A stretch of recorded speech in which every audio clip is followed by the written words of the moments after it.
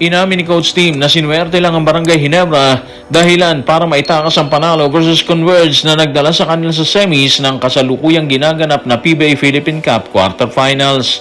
Inamin din niya na malaki ang inaasahan ng sambayanang Pilipino sa pagdedepensa ng titulo sa Asian Games kasabay ang pagdedetalya ng suportang ibinibigay ng PBA para sa torneo. Hindi rin niya ikinaila ang dadaan ng problema sa mga players overseas. Ayon sa kanya, hindi niya alam kung makakasama ang lahat para sa nasabing torneo, kung bakit yan ang dapat nating tutukan. Pero bago yan, pakisubscribe, like and share na lang muna para pareho tayong updated. Kinailangan ng Barangay Ginebra ang OT at matulis na pulso ni Stephen Holt sa dulo ng laban para takasan ang mahigpit na kapit ng Converge sa quarterfinals para tuluyang makapasok sa semis. Sa panayam ng media, inamin ng mentor ng Ginebra na sinuwerte lang sila sa nasabing laban. Narito ang kanyang kwento. Tutukan natin si Coach Team sa report ni John Ballesteros ng One Sports. Pagkatapos ng laro, paulit-ulit kong sinabi, sinuwerte kami. Hindi ko mapigilang ulitin yun eh. Dahil nawalan kami na isang Scottie Thompson dahil sa foul. Pati si Japet Aguilar na fouled out din.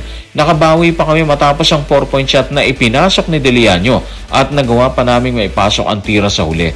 Para sa akin, parang isang himala yun. Pero sa bandang huli, ang totoo, lumaban at nakipagbakbakan ng mga bata namin. Ang totoo niyan mga playoffs, dumaan talaga sa butas ng karayom ang Barangay Ginebra ngayong Philippine Cup, especially dito sa quarterfinals, di ba? Twice to beat ang Converge eh. Pero sila pa rin ang nanalo para makaakyat sa semis. At kung hindi tayo nagkakamali mga playoffs, bakbakan sa pagitan ng Ginebra at SMB ang masasaksihan natin dito sa semifinals. Ibig sabihin, magandang laban to ha. Pero dito muna tayo sa panalo ng Barangay Ginebra versus Converge. Yung birada ni Stephen Holt sa 3 sa dulo, kung saan ilang segundo na lang na natitira, statement po talaga yun na andun pa rin ang never say die attitude ng kanyang grupo. Sa nakaraang episode ng playoffs, nakita natin na hindi pumutok si Juan Gomez de Leaño. Nagtala lang siya ng 9 points dun sa unang laban nila sa quarterfinals, di ba? At tingin natin, isa yun sa rason bakit tinalo sila ng Barangay Ginebra. Pero kagabi, iba yung story mga ka-playoffs ha. Nagtala ng malaking numero, 25 points si de Leaño. At katulad ng inaasahan natin, nahirapan ng Barangay Ginebra. Muntik pa silang natalo kung hindi na ipasok ni Maya Gray ang 3 free throws mula sa foul ni Alex Stockton sa regulation period ng bakbakan, di ba? At katulad na sinabi natin mga playoffs, naging bentahin ng Converge ang pagkawala ni Scottie at ni Japet. Nagamit talaga nila yun. Pero yun na nga hindi naging sapat yun dahil sa matutulis na biradang pinakawala ng grupo ng Barangay Ginebra sa overtime. Umarangkada pa ang Converge sa score na 97-93 bunga ng foul ni Japet kay Deliano, di ba? Pero ang tulis ng biradang 3 ni Troy Rosario. Anyway mga playoffs, kaabang-abang ang susunod na laban ng Barangay Ginebra at SMB dito sa semis. Yan ang dapat nating abangan. Kung tinapos ng Barangay Ginebra ang pangarap ng Converge na pasukan ng semis, ibinunyag naman ni Coach Tim Cone ng suportang ibinibigay ng PBA sa Gilas, Pilipinas. Suporta na magiging mahalaga para depensahan ang titulo ng Pilipinas sa Asian Games. Tanong, ilang araw nga ibinigay ng PBA sa pambansang koponan para madepensahan ang titulo? Tutukan natin si Coach Team sa report ni Richard D. ng The Manila Times. Binibigyan kami ng PBA ng 40 araw para sa Asian Games.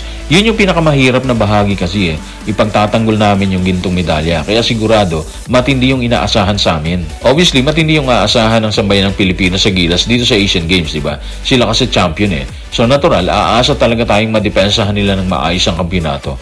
Unang-una, nung time na sumagupa sila sa Asian Games, litong-lito sila doon, di ba? Hindi nila alam kung ano makukuha nila kasi nga, gipit din sila sa oras noon, katulad na nangyari sa SEA Games ni Coach Norman Black. Pero nag-champion pa rin sila doon.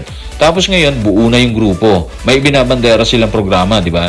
May idinagdag silang players katulad ni QMB, si RJ Barrientos. Doon sa kanilang hanay po yan. Sa madaling salita mga playoffs, mas maluwag sila ngayon, di ba? Meron din silang 40 days para gamitin ng practice na ibinibigay ng PBA bilang suporta sa kanila. Siyempre, alam natin, hindi magiging madali dahil lahat ng bansa sa Asia nakasali sa torneo, gusto nila hubarin sa Pilipinas ang trono, lalo na ang China at Jordan, di ba?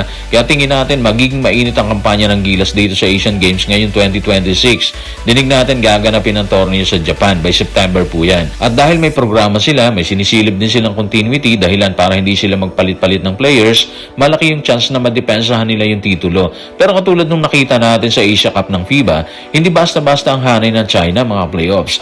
Binakbakan nila ang Australia kahit wala silang import. Natalo pa rin naman sila sa Australia pero kitang-kita doon ang lakas nila kaya nananatiling malaking banta ang China dito sa Asian Games mga playoffs. At base pa rin sa pahayag ni Coach Team, may problemang kakaharapin ng Gilas Gilas Pilipinas sa kabila ng suportang binibigay ng PBA na 40 days para sa Asian Games.